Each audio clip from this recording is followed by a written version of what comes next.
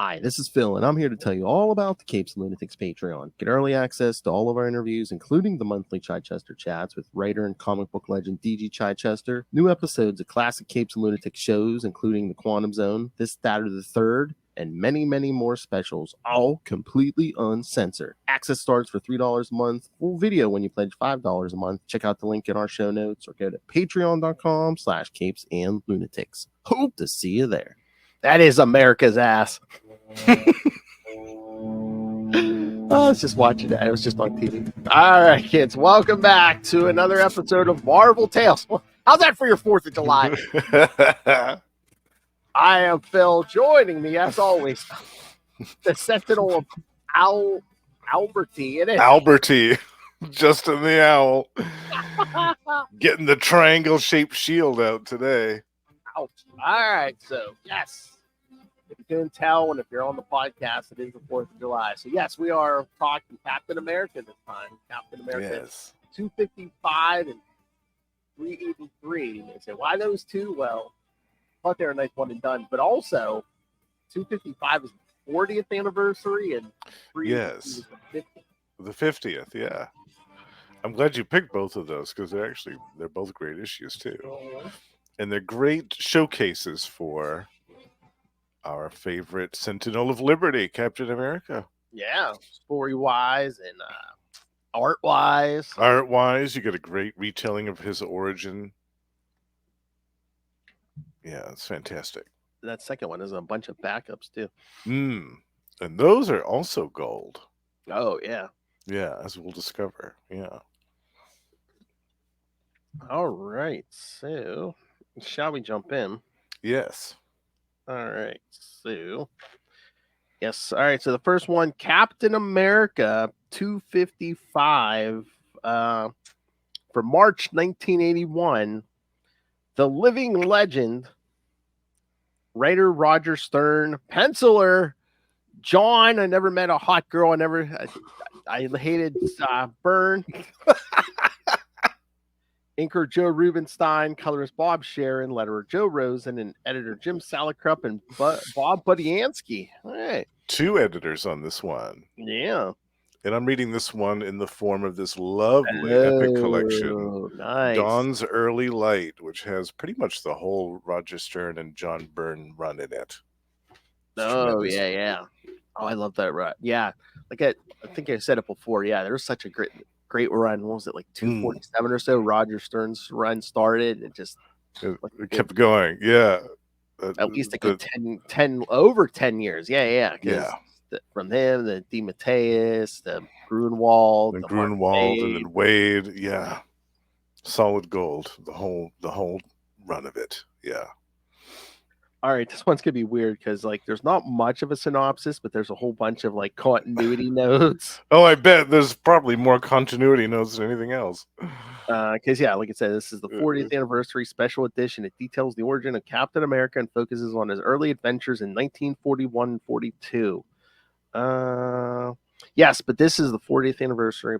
Tries to reconcile the several different accounts from Captain America Comics #1, Tales of Suspense 63, Captain America 109, Captain America 176, Giant Size Invaders #1, and Captain America 215. So yes, it tries to tie all those in. The editors had their work cut out for them. Oh yeah, that's what. Well, I wonder why they had 2 editors. Yeah.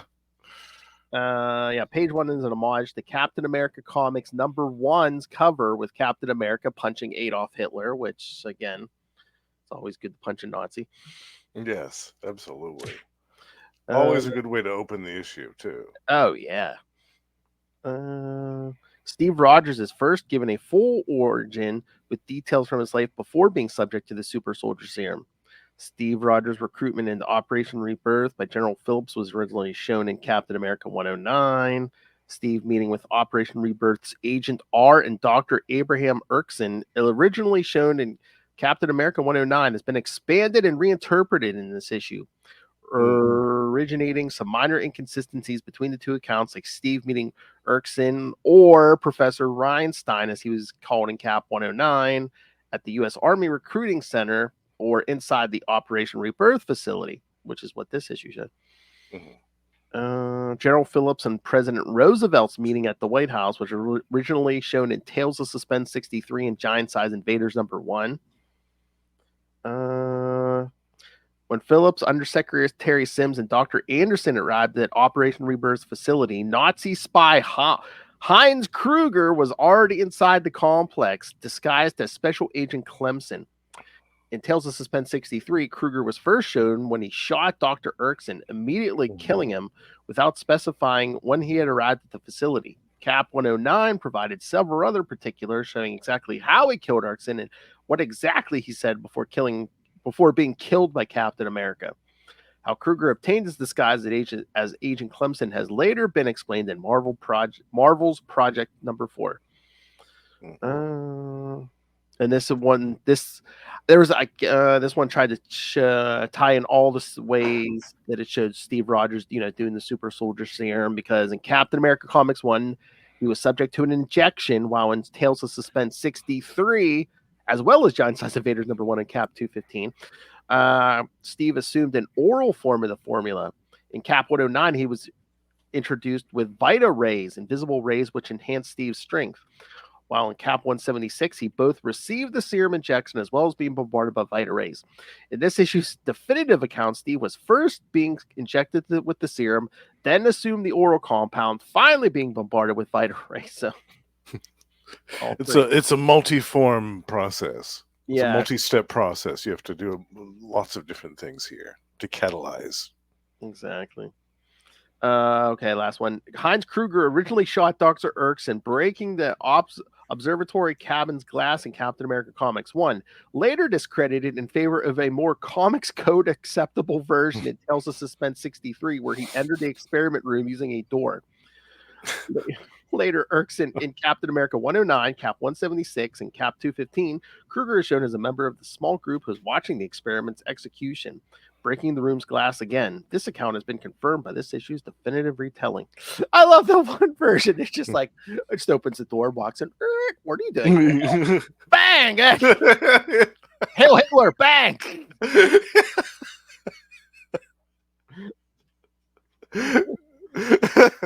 And Steve's like, let me show you the way back out. All right, so good. Yeah. All right, let me open this up.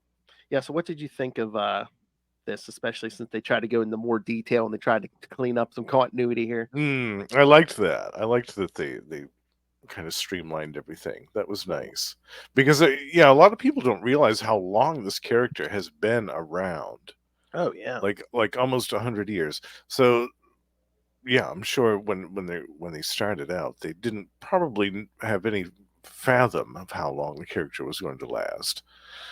So along the way, of course, there were some bits and details which needed to be eventually reworked or expanded upon. And I'm glad that, we have this great team, Roger Stern and John Byrne, to do that in this issue. Mm-hmm. To expand upon that and to kind of give us another glimpse into that moment in Marvel history, which is quite significant. Oh, man, I forgot to put the covers up again. All right, I'm getting the covers, but yeah, it's what was I gonna say? Yeah, because they had even Stern had started cleaning up continuity even before this, because it was in 247. Like kind of in the 70s, they tried to change Steve's origin, whereas his father was a diplomat or something, and he had a brother, something like that. So so in 247, Roger Stern had it revealed where it's like, oh yeah, I guess back in the 40s, the government gave him false memories. So if he ever got captured and the Nazis ever tried to I don't know, interrogate him or whatever, they would get all these false memories and stuff. Yeah, which makes sense. I mean, it makes sense that they would want to have some type of safeguard like that in place. Yeah. And I love seeing the old triangle shield in action again, too. Oh, yeah. I love that. Because that's another thing that we don't really see a lot of. And it was a little detail that I absolutely loved in the Mark Waid run. Yes. When he brought that back briefly. I thought that was so cool. And I love that cover. But yeah, to see that old shield again, just briefly for this issue for a little while was nice. Oh yeah, a nice reminder of of kind of how he started out, and his costume also was a little bit different back then. He had kind of like a Like the cap. mask wasn't connected, yeah, to the Yeah, it was the which mask was like a cap. Yeah, they tried to retcon that too, and then like, oh, here's why I'm going to change that. right. They covered everything. They covered all the bases here. I love that. Attention to detail is important. Yeah. So I'm But trying yeah, to. the meeting with the president was good, and Mhm. that glorious. We have a wonderful 2-page spread, which has like all of the other stuff that happened. His stuff with the invaders, with the Avengers, the Mm. plunging into the ice, like all that. I love that. For me, that's my favorite part of the issue is that 2-page spread is just so wonderful. That could be a poster, a wall poster, easily. Yeah. Oh yeah, I mean, there's a ton of great shots. Yeah, like That one too. Yeah. It's really, really great stuff. and then just yeah, him and his well, secret identity as the bumbling private or There's another thing a lot of people forget was that he had a secret identity for a little Mhm. while. Yeah. Which I always thought was kind of fun. Oh yeah, yeah. And then Yeah. Yeah. the whole thing with Bucky discovering it, so Bucky becomes the kid's sidekick. Yeah. Yeah. Yeah. Yeah. I think the biggest sign of the times of this issue is at the end when they, back to the present day of 1981, and he's like coming back to his apartment. He turns on the TV, and at the end of the broadcast day, when they play the Star Spangled Banner, I'm like, Yes. oh yeah, remember kids? They used to not play TV 24/7. No, That's true. For between the hour, what was it? Between the hours of 1 a.m. and oh, I don't even was it 5? I think it was during that time. maybe. Yeah, for a Yeah, while it was just static. even I So barely fun. remember that, but it's just like, Yeah, yeah. I sort of do. I sort of do. Remember, I mean, God, I have to ask my son about that. Yeah, I'm sure kids take you and imagine fathom that, where it's like, oh yeah, there was a point in time where it's like you couldn't get no TV between 1 and 5. They ran out of stuff for programming. I'm even gonna, the syndicated stuff. They didn't. yeah, that's what I was gonna say. Even today, they'll just throw on a syndicated whatever. Yeah, Yeah. something. They didn't even have any syndicated crap on in those hours. They figured that everybody was asleep. People were. That's right, kids. These people were either asleep or they were busy doing something else. Yes. Everyone loves cocaine. Exactly. Oh. But yeah, you're right. That is a beautiful 2-page splash there. Yeah. It would make a great poster. I love it. I love it so much. Well, of course you love it. Oh yeah, there's Namor in the background. Yeah. Oh yes, Yeah, he draws such a terrific Namor. Yeah. Yeah, I love this issue. It's definitely one of my favorites of that little run of John Byrne and Roger Stern, which I feel like it didn't last long enough. Mm-mm. It was only like what 10 issues or something like that. Yeah, something like that. Yeah. And I felt like it should have been a little bit longer, but Although, like I said, again, we got such great runs after them. It was like DeMatteis and like Mike Zeck and so, Mike yeah. Zack, yeah, it's right after this. Yeah. Oh God, it's so good. Yeah. I love it. We've got to cover some of that at some point, maybe next year. Oh, definitely. Captain America. Yeah, we'll pick some Mike Zeck and JMD Mateus and stuff. Yeah. You never have to ask me. Yeah. If you ever say, yeah, you want to do anything from like the Stern run, like I said, through the Wade one, I'll be like, yeah, I'm down. Yeah. During that 10-year block, yeah, we could pretty much pick anything. I was going to say, if you ever said, oh, yeah, I want to do that run for the next year, I'd be like, yeah, okay. Yeah. Coming in 2025, the Captain America podcast. That's like people like even Lilith who is like don't necessarily like Captain America. I'm like, try something within that 10 years or whatever. Yeah. Yes. Like, that is in my mind, that's the definitive Capra, which I'm sure, there's people who like yeah. Like the early, like like the Silver Age stuff and stuff. But yeah, no, I'd say this is the definitive. Definitely. Yeah, and I'll pick certain stories to point out to people who aren't really Captain America fans, like the Bloodstone Hunt and like 2 or 3 other ones that I can't think of right now, but there's specific stories that are just great adventure, Hmm. awesome adventure, and great stories, well written, well paced. The art's fantastic. Yeah, there's several Captain America stories that I recommend to people who aren't fans, and I've made a couple of them converts. I'm proud Nice. to say. Yeah. And I don't know if it's because this was like this span of years was like kind of like my first like exposure to Cap, or if I like it that way, so that's why I love these. But I just like I like Cap as the superhero more than like the soul, as like a soldier or an agent of Shield. Mm-hmm. Yes, me too. Yeah. Again, the whole Mark Wade or Wade Grunwald writing him, where it's just like, oh yeah, I don't represent like the government or even like the Mm-hmm. country. I just represent like helping people achieve their American dream, whatever that Yeah. may be. And Yeah. I never liked his close affiliation with Shield in the later years. yeah, no, Yeah. Yeah. some of this the stuff that came after 2001, especially like then like stuff in the MCU, yeah, we kind of like turned it back into a soldier, just like Yeah. Yeah. Secret agent. Yeah. yeah, because like back around this time, it's like if Fury was something, he'd be like, fine, I'll help you, but begrudgingly. Yeah. But yeah, just like as the Avenger, but just like a straight up Yeah. superhero. He had a secret identity, and because now Mm. everyone knows who he is. Right. Yeah. Yeah, I prefer that too, when he's just looked at more like a superhero Mhm. rather than a government agent or some liaison to the Avengers or something like that, or some Shield director in chief. Yeah, I prefer the Sentinel of Liberty superhero approach. Exactly. Yeah, there's so many panels from this that like get printed like elsewhere, like Oh yeah. when they're like explaining like Roosevelt giving him the round shield and stuff. Yes. Yeah.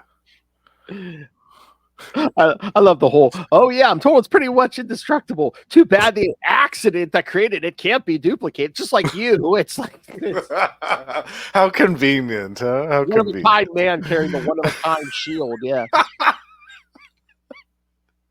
Again, I love Captain America. I love this era, but yeah, that's kind of isn't it? Yeah.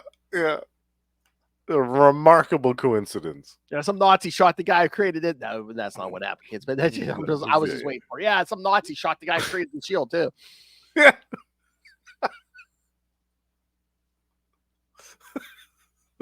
At the same time, the other guy was shot. It happened. I'm surprised someone has to try to do that retcon where it's like Erskine created the super soldier serum and the shield. So the the Nazis go with him, like, oh no, yep. Other The man was a bigger genius than Einstein. Exactly. I mean, maybe we'll start reintroducing this. I mean, now that the X-Men are going to be in the MCU, but it's like remember back like, and I think it was that by this point, it's like that shield was like some any unique adamantium and vibranium mix. Oh yes, Yeah. It's Like in later years since the MCU, they were just like, oh yeah, it's a vibranium. It's like, no, it's not. It's stronger than that. It's adamantium and vibranium. Yeah. And it's a one of a kind too. There's not another one like that because there's a bunch of people like U.S. Agent has a vibranium. His shield is all vibranium. Yeah, that's just pure vibranium. Yeah, and I think there's a couple of other people that have some just vibranium armor or weaponry or some type of paraphernalia. But yeah, Steve's is different. His is unique. Oh yeah, no. I was gonna say nothing's ever broken that shield, well, except the Beyonder. Well. Yeah. That's to be expected though with the Beyonder. Oh yeah. All right. Yeah, for some reason I can't remember if I read this before. I don't know if I even have this one. I read it on the app. I always thought it was like longer for some reason, unless I just imagined that. But yeah, there's no like backup stories. It's just like the retelling of the origin. Mm-hmm. I mean, it's still good, but it's still good. But yeah, my only complaint is that I felt like it needed a little bit more. Yeah, because it was like the 40th anniversary. You'd think you'd get like at least that one more story out of this. Maybe make it a double-sized issue at least. Just seemed like it was just a regular length one. Yeah, I'm thinking it was a regular size because it was only 50 cents. Yeah. Judging from the page count in the Epic collection, I think it's a regular one. Yeah, I was gonna say on the app it's 22 pages. So yeah, it's a regular size issue. Yeah, huh. I wonder if there were deadlines and things that stood in the way of them Possibly making a longer feature out of this. Or Byrne just lost interest because there weren't any hot chicks in here to jump. Right. Well, I think this is actually his last issue because the next one is Gene Colan. Gene Colan. Well, that might have been a fill-in, because I know, Gene Colan wasn't like the regular. So I'm trying to remember. Gene Colan. After that is Lee Elias. I'm trying to remember. There might have been a bunch of fill-ins before. There's Mike Zeck. Because I think the second group and DeMatteis started around the same time. Because I think the DeMatteis one might have been was it like 260 or 261? Maybe might be their first one. It looks like it's 260 because David Michelini did the script for 259. Yeah, so as I said, I think after this one, there's like a bunch of fill-ins for like 3 or 4 months. Mike Zeck issue too. Yeah. At least we got like the new writer. Yeah.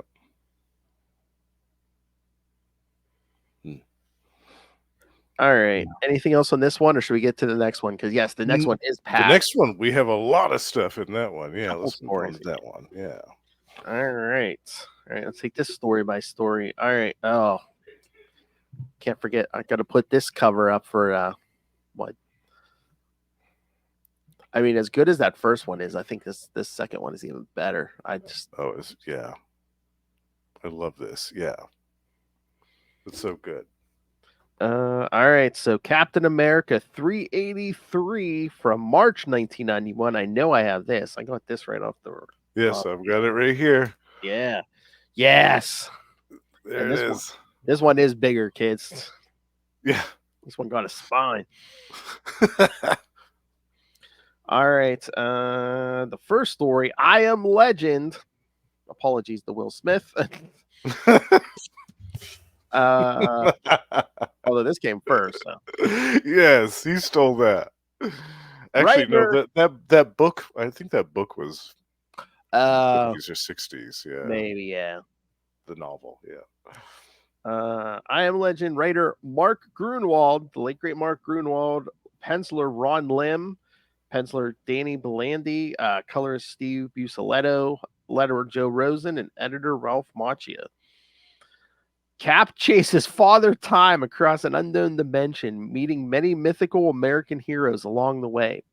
The chase seems to turn out to be an elaborate illusion in order to get Cap out of the mansion, so his friends could throw him a surprise party for his being it says for being alive 50 years, but it wasn't supposed to be him being Captain America for 50 Yeah, that's what Or as he tells them, he's like, well, thanks, but I was frozen for a lot of that.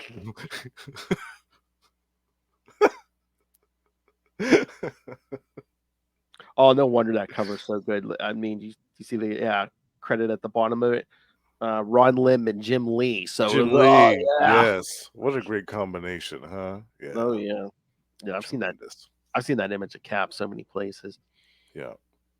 Yeah, they didn't work together very much, Ron Lim and Jim Lee, but when they did, that was gold too. That was solid gold. Yeah. So I mean, this one, I guess the call came into Avengers Mansion about this crazy guy with a sickle, just like terrorizing the streets. Who almost looks like Hobgoblin at first glance with the color scheme of his outfit. No, yeah, with the orange and the blue. It's like, yeah. So Cap tries to get him to stop, whips his shield at him, and then Father Time opens this portal. The shield goes through. Father Time. So Cap follows and falls through this portal and meets. I love what they even say. Yeah, it seems like this weird dimension where he meets Johnny Appleseed and Pecos Bill and Paul Bunyan and John Henry. John Henry, yeah. Paul Bunyan and Uncle Sam, all Uncle these Sam, yes. American icons. But when Cap's like, well, at least the rest of them were like real. He's like, you're just an image. You're a figure on an advertisement. There were no tall tales told about you. Oh yeah, once again, sign of the times. Uncle Sam just sitting there smoking that pipe. Yes, we wouldn't see that today. That would be edited right out. And he even offers some to Steve too. That's so funny.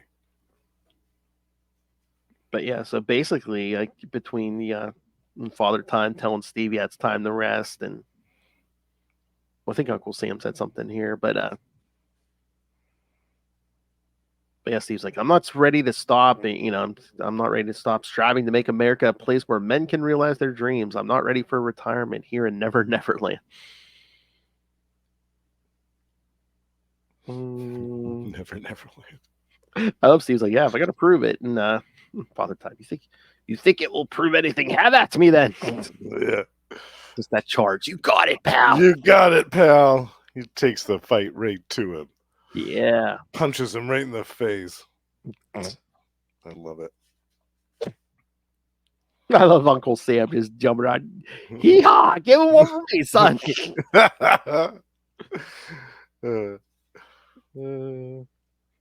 I love you're good, Captain, but time's on my side. I love if we were fighting with cliches, Mister, you'd win hands down. And he says, "Let me see if I got this straight, Father. You're the Grim Reaper on steroids." No, I am the dispatcher of destiny, the lamplighter of legendary, the imparter of immortality. And Cap's like, yeah, okay, the way you're gonna make me immortal is slice me in two. He's like, not quite, but for the legend to live, the man must die. So yeah, he knocks that sickle off the mountain they're fighting on. And then here comes the big reveal. He is a member of the Elders of the Universe. Yes, who we talked to a few episodes back. Yes. And he thought that on the 50th anniversary of, I guess it's his debut as Captain America, it would be a great opportunity for him to give up his life as well. And he hurls him into the abyss. Well, first it seems like he's making Steve grow old, but yeah, then they kind of like, yeah, go over that cliff. And Uncle Sam, that's the spirit, Captain. Never say die. Show that sanctimonious so and so the way a real American goes on fighting. Give him what for, my most valiant. Give him what for. Then it all goes to black. Then all of a sudden, Steve's like back in the alley, and Father Time's running away again. He's like, He's like, should I shout at him like I did last time? He's like, what should I do? He's like, well, I'll throw my shield again, but this time I'll throw it at his feet instead of his trip him up this time. Yeah, his chest. Yeah. So yeah, so he gets him in there, but then yes, this Father Time rips off his mask and it's Hawkeye. Yeah, surprise. And in classic comic book fashion, he's wearing a mask under a mask. Of course. Yeah. So naturally. Yeah, Hawkeye's like, he's like, where do you get off calling someone an old time father who's old enough to be your son?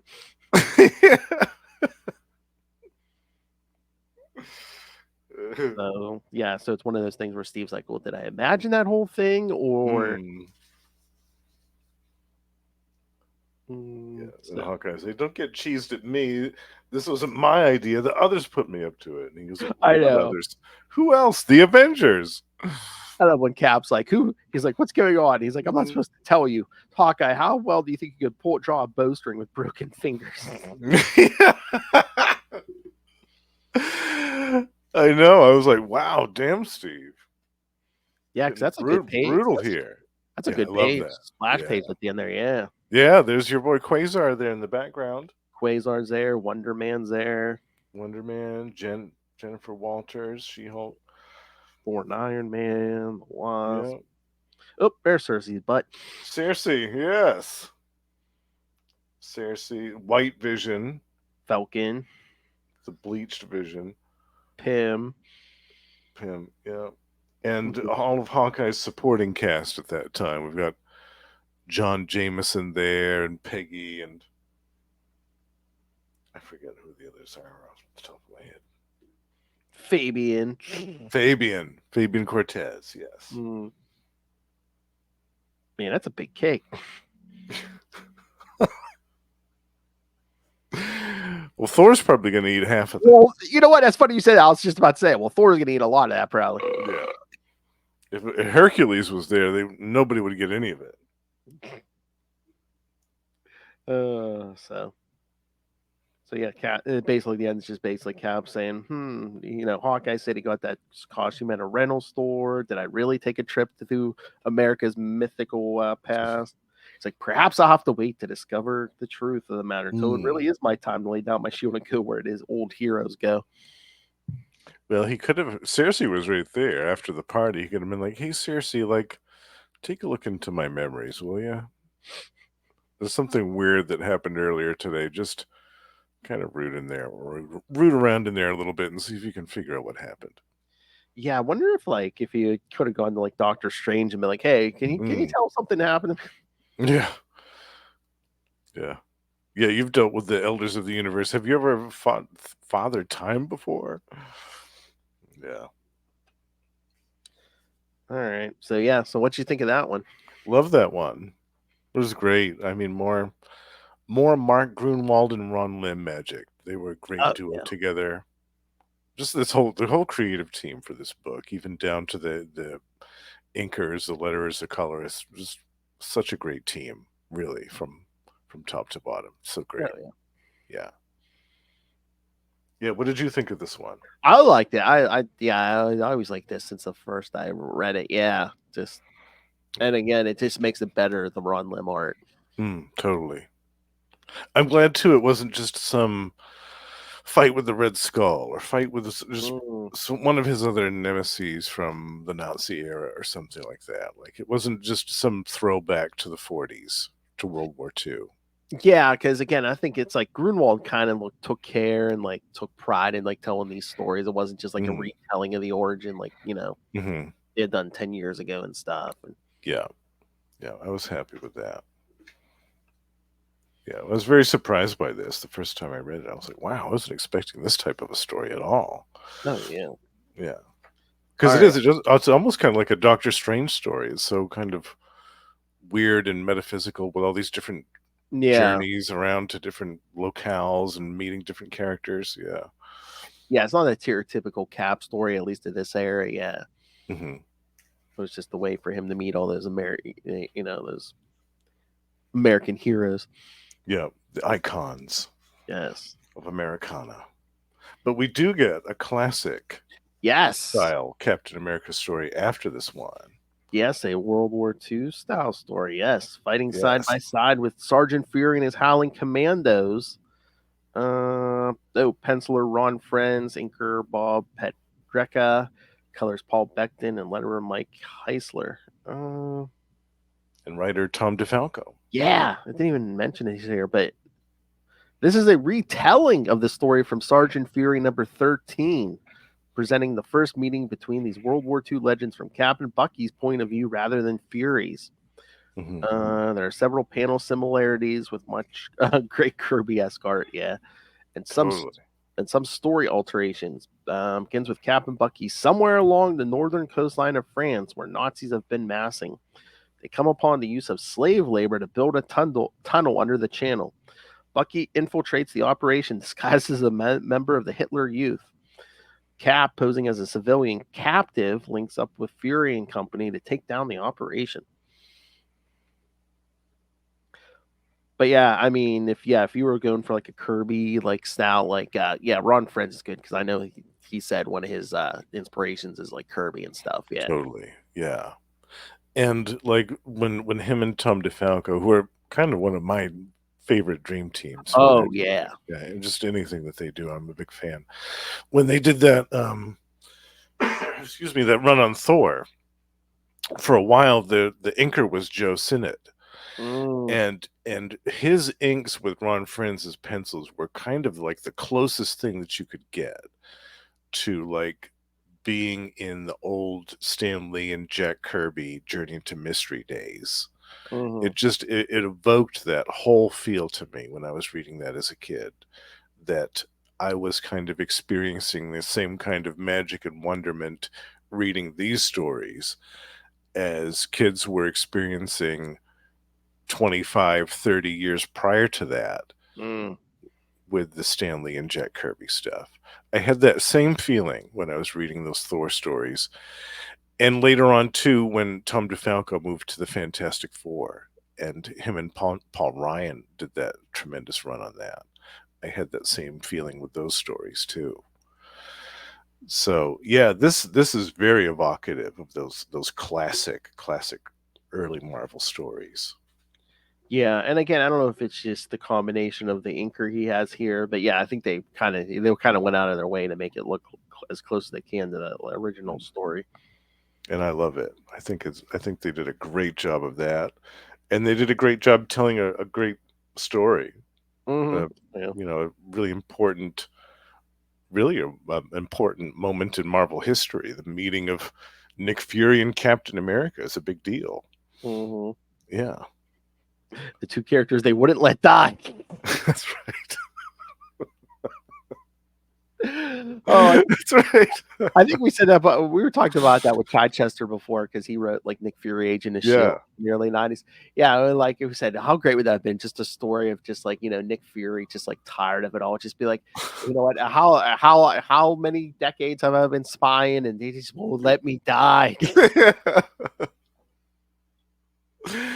Put me in that cryogenic chamber, please, he says. Infinity formulas, whatever. It's just like they won't let me die. Yeah. LMDs. Yeah. Yeah, I love it. All right, you ready for the next story? Oh, yes. I US like that. agent. Yeah, I love you, especially written by Grunwald. I love the Grunwald U.S. agent. Me too. And again, this story is so good, and there's like really no action in it at all. Yeah, not at all. Not at all. Uh, yeah. So this one is Man of Straw. Once again written by Mark Grunwald, penciler Mark Bagley. So of course I love that art. Mm, Uh, inker Dan Panosian, colorist Nelson Yomtov, and letterer Joe Rosen. Uh, the U.S. agent, unsure about whether left winger and right winger are dead or alive, exhumes left winger while reminiscing about the situation that led him to that moment. The U.S. agent remembered fighting and defeating both wingers, leaving them to burn. Scroll down because we did talk about it, but yeah. uh, then finding them again as revived enemies in Immortus's Legion of Unliving from West Coast Avengers. We're gonna have to hit that. We are. That is a great story. Oh yeah. The U.S. agent then checked at the hospital, and the doctor told him that the wingers had committed suicide as the damage U.S. agent had caused would take them to a lifetime of torture. Looking for closure, the U.S. agent confesses to a scarecrow in an attempt to expiate. Failing to get a satisfying signal, the U.S. agent decides to stop using straw men as a target of his rage. So, yeah, again, that's why I love Grunwald. I mean, we could have just left the left and right winger and, Hmm. unmentioned and whatever, but no, we Yeah. come back to it. It's like, yeah, what would happen if, someone was caught in an explosion like that? And, Mm-hmm.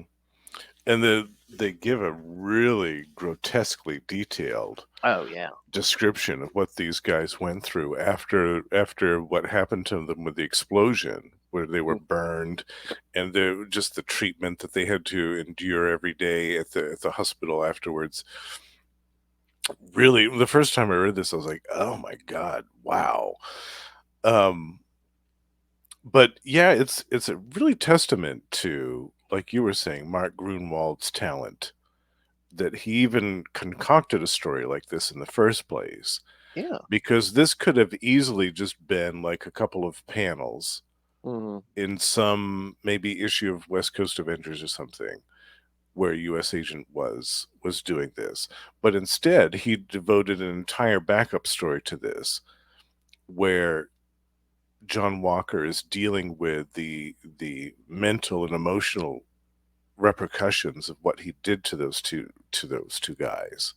which was significant. I mean, he beat them to a pulp and he left them to die. He basically, for all intents and purposes, he basically killed these guys Oh because yeah, well, he even crippled them to such an extent that it just made their life like not even in a life. It was more just an existence. They were just there. They weren't. There was no quality of life for them oh no, because like after that. because the doctor goes into detail, just like they basically had no skin, and just like Yeah, I think he even said the strongest opiates could not. There was no opiate strong enough to kill their pain.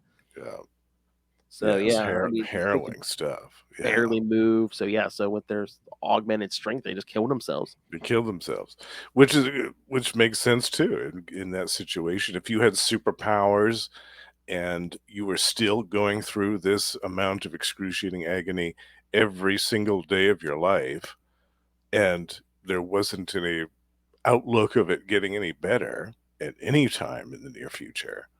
Well, that might have been Yeah, the downside of that augmented strength. If they had been normal, they might have just died on the spot, but that augmented true. strength might have kept them alive.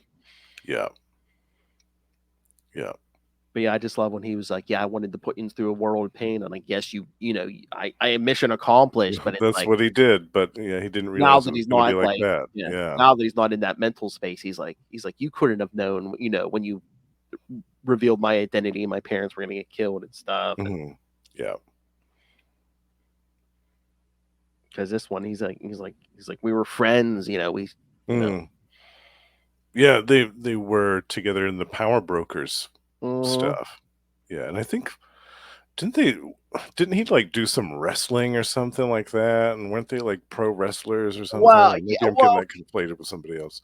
kind of, sort of, yeah. He was the super patriot, and then yeah, Battlestar and his other two, the left and right winger, were like his Buckies and stuff. Yeah, Mm, yeah, because that's kind of like when Steve first meets him. Because yeah, like he attacks Steve and they fight it out. yeah, Mm. yeah. Left and Yeah, right winger. Yeah. I mean, yeah. Again, Grunwald. It's like, yeah, not a lot of writers do this. I mean, he's in this empty field with this scarecrow in like the middle of the night. And he's just like asking God, Screaming at it. Yeah. to give him a sign, or that he's like, come on, let me hallucinate, let me see the scarecrow like Mhm. become my father or something, or anything. He's And like, then he sees the lighter on the ground mm-hmm. and thinks that that's a divine sign that he needs to set himself on fire as penance for what he did to these two guys, and then the lighter won't even work, so he hurls that off into the distance. Yeah, Yeah, because it's a really powerful story. It's no, probably the most powerful story in this whole issue. Yeah, so yeah, basically he just says, I guess, my problems aren't big enough that, that I'm gonna get some sign from God or something, or yeah, yeah. if Instead, redemption. he has to work on becoming a better person and uh, learning from his mistakes, and yeah, and changing himself. if Yeah, redemption is ever to be mine, I'll have to redeem myself, and I can only do it by my actions from this night forward. I can only do it by becoming a better human being. yeah. Yeah, like I said, this story is really the testament to it, the talent of Mark Grunwald, that he made this developed this into an actual story instead of Mm. just a throwaway scene in some issue. Yeah, it took a lot of forethought and care on his part, and it was written with great care to the character. Yeah. Yeah, and it works too. You kind of clean up the character a little bit. It's like, oh yeah, he's not going to be like another like Punisher or something. Yeah, Mm-hmm. Yeah, and he's not going to be like every issue he's going to be killing someone having every second. right Yeah, or struggling with this. Am I going to lose it this issue? Am I going to lose it again? Yeah, yeah. Instead, he just beats the beats the crap out of oh Hawkeye. yeah, hell yeah. Because I think it's like two issues after this. There's like a two-parter, yeah, where with the watchdogs and stuff, and yeah, and like the second part, yeah, he's like, he's like, I can't kill these guys. He's like, but I can put. He's like, I'll put you in a world of pain, but I won't kill. Yes, yeah, yeah. That's a good one too. That two-parter Yes. Oh, we with got to some do more that too. Yeah. some more great Ron Lim artwork Hmm. in that one. Yeah. And I think it's the first meeting of Steve and John after the big events of Yeah. After they like kind of fake his death and stuff. Yeah. yeah, Yeah. 350, yeah. Mhm. Yeah, because I think John Jameson asked Cap. He's like, "What's that guy?" So he's basically like, he just gives him a quick like. He's like, "Yeah, he kind of a super patriot. He did some stuff, All right, should we get to the last one? This is another good one. Yes, that's another good one, and another surprise as well. Yes. Kind of plays off what we got in issue 350, which you covered a while back. After Mhm. we saw Red Skull waking up in his new clone body, and then this is kind of like right immediately after that. Yes, Yeah. I love that, filling in the blanks of that stuff. All right. So yes, the last one is Bad to the Bone. Great title. Great title. Is that another Grunwald? It's not even credited. Yes. Yeah. Mark Grunwald, penciler Ron Wilson, inker Fred Fredrickson, colorist Nelson Yomtov, and letterer Clem Robbins. Castle Zola in Switzerland is harassed by a trio of mercenaries. Just after Zola has finished transferring the Red Skull's mind to Captain America's cloned body. The castle's defenses, including Zola's non-humanoid servant, Doughboy. Doughboy. Take care of all the intruders. Monitoring the situation, the Red Skull shows interest in one of the interlopers, and Zola keeps that one man and one other alive for questioning. The Red Skull executes one of the prisoners for claiming that the Red Skull sent them. He then fights the other one as a test for his new body. The Red Skull wins the fight and, deciding to change his usual MO, recruits the stranger as his right-hand man, giving him the name Crossbones. Crossbones admits that the man he had been working for had claimed to be the Red Skull, but was likely an imposter, as the man in front of him was had a much more intimidating stare. You could say that. Oh yeah, and I love saying, of course, it's before he took that red dust, so he slapped on that Red Skull. Yes, he still had that hanging around, which was convenient. Man, if he'd been wearing that in 350, man, that dust of death may not have eaten that flesh right off his face. Yeah. Oops. And I was trying to remember when the other Red Skull died, the one that originally hired Crossbones. I don't know if that was the same guy. It might have been, but what was it? It was like towards the end of was that 347? I think. I think so. Yeah. He gets busted out of prison, but it's Scourge. Yeah. And Scourge just right. because he takes him up in a helicopter. He's like, "Ah, I escaped prison," and Scourge is like, "This is sir." Pum, pum, pum. You just see the fake skull come flying out of the helicopter. I knew that it was leading up to 350, but I couldn't remember what issue it was. Yeah. So I'm assuming that's the guy, maybe. Mm-hmm. That's what I assumed. Yeah, because I don't know, unless there was another Red Skull imposter running around, but because Crossbones first showed up during the Crossbones first showed up during the Bloodstone hunt. Right at the end of it. Yeah. So they never said. I wonder how much time took place between this story and Bloodstone hunt. I don't know. Yeah. There's no editor's notes in this one, are there? No. I don't think they ever said. But again, God, I wish Grunwald was like. If you would ask Grunwald, he would have had an answer. Oh yeah, he would have known. Yeah, this takes place between this issue and this issue. Absolutely, he would have whipped it right out off the bat. Yeah, he would have known exactly. But yeah, that first issue was a regular size issue. This one was a special triple size. Triple size. Yeah. And I have to say, all the stories are great. Really, the Captain America one in the beginning, the one with the icons of America were great. No, I remember reading this issue as a kid and continuing not to read Captain America after it because it was so damn confusing. And that's funny because it's such an atypical Captain America issue. Yeah. At least that first story, with Captain America and Father Time. Yeah. That was it was just a one-off. Yeah. Yeah. But even the backups, I mean, we don't get a lot of glimpses back to World War II Captain America in the regular series, and you don't get a lot of moments like the U.S. agent story. That's what I said. And we're revving up for the grim and gritty 90s. I did like that Grunwald actually did that story. It's like, oh yeah, when you blow a guy up, oh yeah, he's going through skin grafts and and they're describing it in vicious detail. Oh yeah. which is important because those things yeah. stick with you after you read it. Yeah, it's important. No, some weird shit. Well, it's the 50th anniversary. Come on. Yeah, I love it. I love this issue. Mm. Yeah. Yeah, I think all the stories were very strong. All the creative teams were Oh, yeah. great. Well, Tom pretty much. DeFalco I on mean, there. pretty much the whole issue was Grunwald, except for that World War II story. Mm. Yep. Yeah. Yeah, So except for good. that one story, I mean, Grunwald put out a triple size issue. Yeah. Yep. And it's all good. It's all good stuff.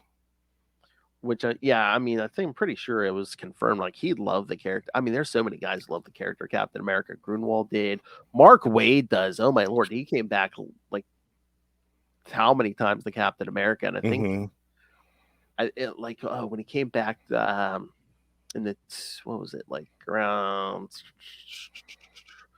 Might have been after Secret Wars. What was it? But yeah, the last time he came back, I think they even had like a little text page in the back. They said, "Oh yeah, Mark Waid's always been a fan of Captain America." When he was like on college radio, he used the name Captain America as like a DJ. Oh, I love that. Yeah, I love that. That's so cool.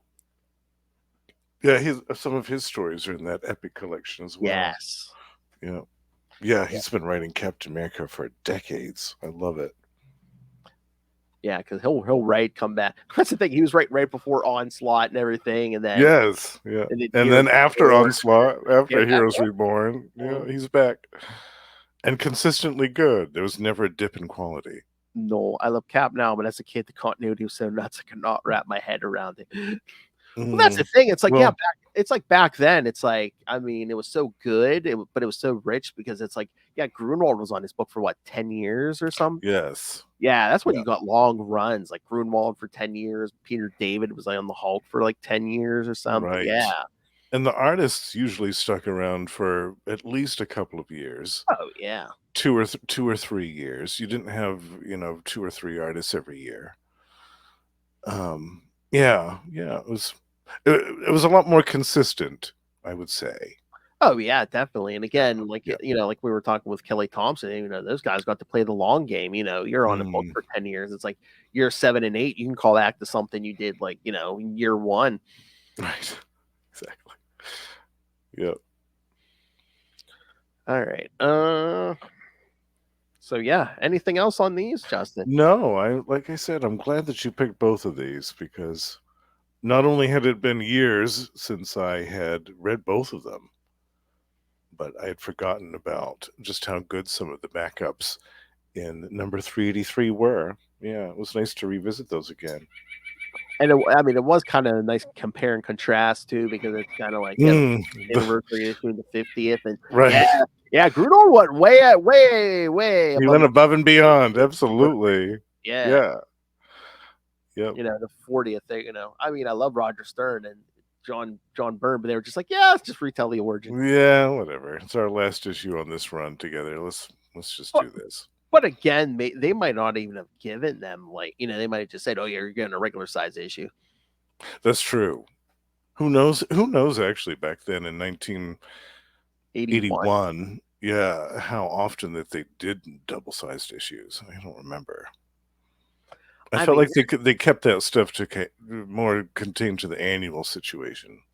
I mean, there's titles. Their 300th issue, they didn't do like a bigger issue. They just did regular size issues. Oh, for Captain America, that was a regular size one, wasn't it? I can't remember if Cap might have had a bigger. The one with the red skull. I feel like yeah. I can't remember if that might have been bigger, but yeah, there's like Fantastic Four 300 was a regular size issue. Oh, was it really? It was the wedding of Johnny and Alicia. Well, Alicia, yeah, and it was like that was a regular sized issue, really. I think so, yeah, and like I think Daredevil 200 was a regular size issue, yeah. Oh wow. So weird. I know. Modern comics would never. Well, again, they never get to 200 anyway. But yeah, I would love to see a modern comic get to 100. Oh yeah, I'd love to see that. Well, I mean, I know it's possible. Well, in a month or two here, who's getting the 150, right? Batman, my favorite. Oh, okay, that's promising. We're getting closer to 200. That's I good. mean, Spider-Man just got to 50 again. It's like, it's like, let's get to 100 because the last volume, me and Lilith were like, really? They like ended it at 93 or something. We're like, really? Oh God, that's so Really? stupid. Yeah. I remember you telling me about that. It's so ridiculous. Yeah. Did they ditch the legacy numbering? Well, no. I mean, I think don't they usually do both now, where they'll have like the current numbering and then they'll have the legacy number under it. I think like, it's on there smaller and somewhere. stuff. Yeah. I think you have to have a Yeah, magnifying glass to read it, but yeah. they'll do the new numbering until they get to a legacy number. Like if they get to 800 or something, they'll be like, "Oh, legacy 800." It's like, yes. oh, yeah. Now we'll do a double-sized issue. Mhm. Triple-sized. All right. So next time we're going to do. Yep, we're gonna do Spider-Man 2099. Yes. 4 through 8 from the 90s. Returning back to that from last year. Peter David, yes. Yeah.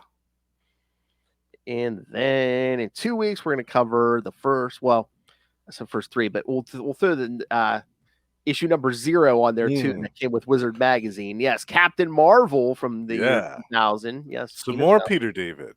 Yeah. Oh, yeah, that's right. 2 weeks of Peter David. That's right. Yeah. Different characters. Yeah, love it. And then making a long-awaited return the week after that, Alpha Flight. Yes. 5 through 8 of the original Alpha Flight. One of our most watched episodes, actually, of Marvel Tales from last year. Yeah. I was going to say our Alpha Flight one. That was might have been 300. Yeah, I was gonna say, well, maybe a Marvel Tales. It might be one of our. Yeah, it's gonna be one of our most watched ones. I was gonna say, Extinction Agenda on X-Men Classics really got some views. Yeah. Yes, a runaway success over on Classic X-Men. Oh, Noel, are you a fan of 2099? Oh, yeah. Yes, he loves Doom 2099. I was gonna say, we're doing some Doom at the Doom 2099 in December. Yeah, December. Yes. Yeah. Oh, that's right. I do want to add somewhere in Doomcember, whether it makes sense or not. You know what issue I'm adding? You know what we got to do in Doomcember? When Luke Cage goes to that variant, like, give me my money. We have to do that. Yes. Wasn't that in the 90s Cage series? No, it was before that. No, I think it was it before that series. Yeah. Oh, okay. Because he's wearing that yellow shirt that I saw like a few pages already. He's like he strolls that castle, goes, "Give me my money, honey. Give me my money." Yeah, we gotta put that in there. Yes, no, that's an actual quote. "Give me my money, honey." Yes. Yes, Noel was the 70s. Yes. Absolutely. That has to be edited. Because he literally goes to the Fantastic Four, I think, for a fantastic art. Yeah, goes to Latveria and says, "Give me my money, honey." Oh, yeah, no, I'm squeezing that in somewhere in December. Oh, yeah, that has to happen now.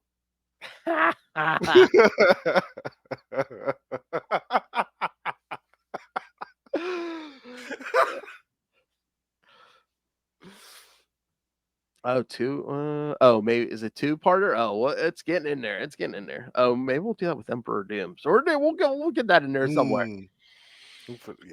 There's a place for it. There's a place for it.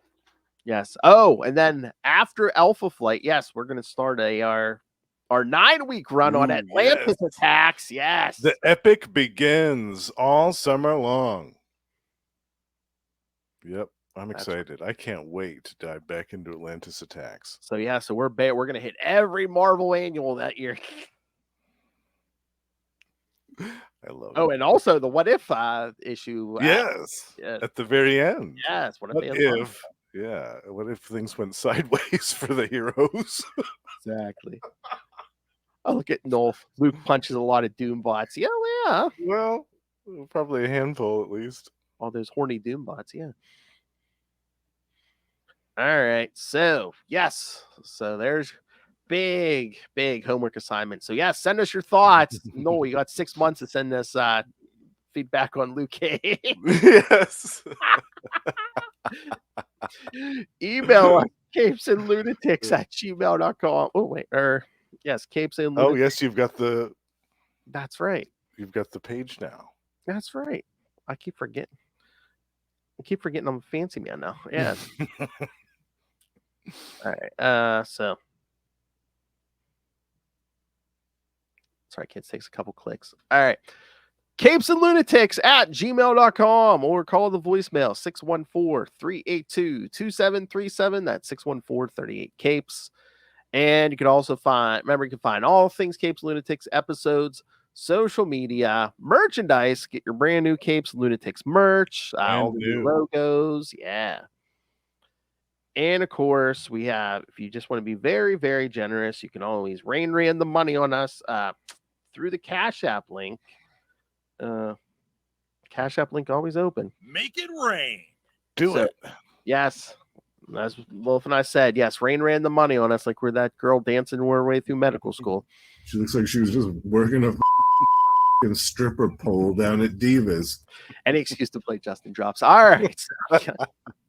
And of course, the Patreon, where it gets wild and crazy and uncensored little hellfire. And like I said, this year, a very, I don't think she's drinking. I know she's not having no sex. So, yes, a very sexually frustrated and dangerously sober little hellfire. So, yes, subscribe to the Patreon. So, find it all at tubespace.ao/Capes and Lunatics Podcast Network. That's tubespace.ao/Capes and Lunatics Podcast Network. And again, if you want to get to that, right into that Patreon, patreon.com/Capes and Lunatics. It's right there. Join me in the Patreon elite. Join the Sentinel of Al Liberty. It's in the Patreon.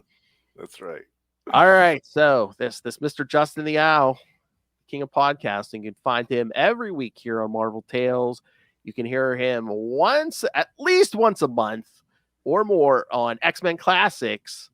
You can also hear him over on Capes Lunatic Sidekicks at least once a month on We Are the Night, the Batman podcast. Yes, talking Azrael with me. And you can hear him, back over here, yes, once a month on Energon Universe, talking on the new Transformers and G.I. Joe from Image with the two of us and Russell. That's right. I think I hit all your appearances. Oh, you can hear him every so often. He pops in and out on that Electric Mullet, the Superman podcast. Yes. Talking some classic Superman stuff. That's right. Speaking of Burn, we just finished the Burn stuff. Yes. That's right, yeah. All right, but that's not all the King does. All right, so King, where else can the people hear you talk comics? You can also find me on 3 more monthly shows besides all the ones that Phil just mentioned. You can find me and Russell over at Gamma Charge, the strongest Marvel podcast there is, where every month we discuss the Incredible She-Hulk, the Incredible Hulk, and the Sensational She-Hulk. Almost got those two mixed up. And in the month of July, we will be doing an interview with writer David Pepose, talking with him about his work on the Incredible Hulk Annual, as well as the Savage Avengers series that he did for Marvel.